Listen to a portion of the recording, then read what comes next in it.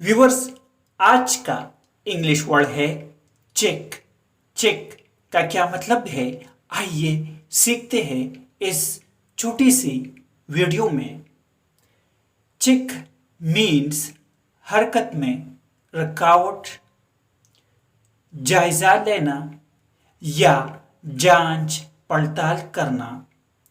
आइए इस वर्ड को सेंटेंसेस में इस्तेमाल करते हैं। You must check in the equipment after using। इसका मतलब है आपको सामान इस्तेमाल करने के बाद चेक करना चाहिए। Where do we check in our baggage?